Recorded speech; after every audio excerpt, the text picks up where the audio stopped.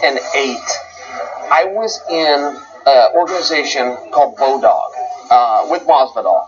We were in Russia, and Masvidal, I was in the audience. I was out in Russia cornering a couple of guys, Jake Ellenberger, Jeremiah Constant, and so I was just in the crowd. And when Masvidal fought, he fought a guy named Steve Berger, UFC vet, total stud. Nobody really knew who Masvidal was. Everybody knew who Berger was. Berger goes to the ring. Masvidal comes in second. And when Masvidal's coming to the ring, the entire time, as he's walking out, as he's taking his shirt off, as he's getting his Vaseline, all the stuff you do right before you get in the cage, ring at this time, he's heckling Berger. I never seen anything like it. Berger's just standing there waiting for him. And if you guys remember Bodog, it was a totally different deal. We used to go and film these, and we would do like 30 fights. We would have fight weekends. We would have a fight week where 4 days would be set aside. They'd bring us all in. 10 matches today, 10 matches tomorrow, 5 on this day, 5 on the final day. And we leave, and then they would package those up, and then they would release.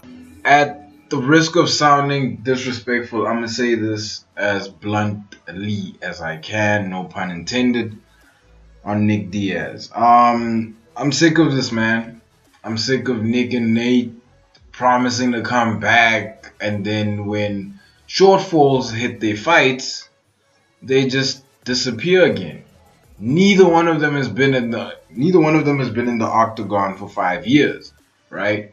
They still have UFC contracts, which I find very strange, given that neither one of them have won a fight for a while, right?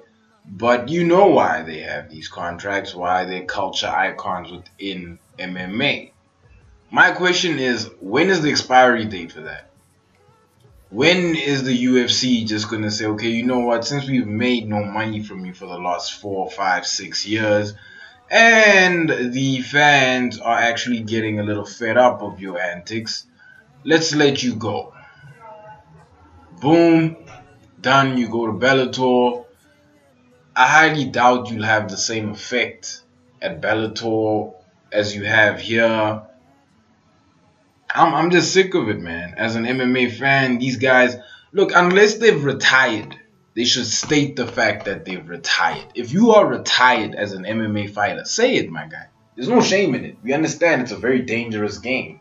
You can only do this for so long, right? But when you tease fights, every now and then we see your name in headlines, involved in domestic violence, so on, so forth, allegedly. It becomes an issue simply because you're a fighter, man. We want to see you fight. That's how you make your bread and butter. If you don't want to do it anymore, just state to the fans that you're done. There is no need for you to tease us like this, Nick and Nate Diaz. But that's just how I feel about this. Back to Chael.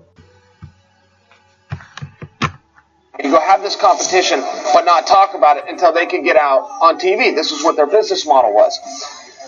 The point is, they didn't sell tickets. It was really in-house. If you ever watched a Bodog, it was just the athletes in the ring.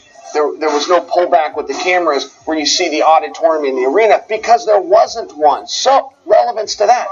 When Masvidal is heckling Berger, you can hear everything he's saying. Berger's standing in the ring. Masvidal's coming at him. The fight starts. Masvidal gets on top. He's landing shots. He keeps heckling him. He stops at one point and looks up and says something to the ring card girls and then goes back to his fight with Berger. The reason I tell you that is at that time when I saw that, he had this real thug feel to him. But Diaz was doing the same thing. And I peep you. And I lost respect for you. When you say you about this culture, this music, because you ain't.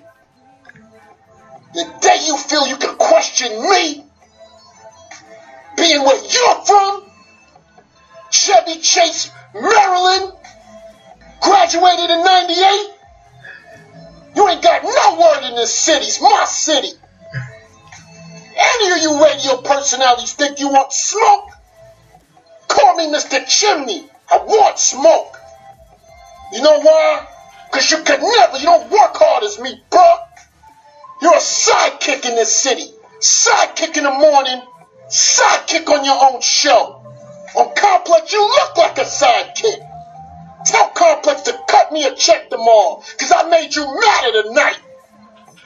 I'm going to get you some numbers that show it's trash on Complex. You're about the culture, but you bring up that ding-dong chick to interview. Who you think, we stupid? You think I'm stupid?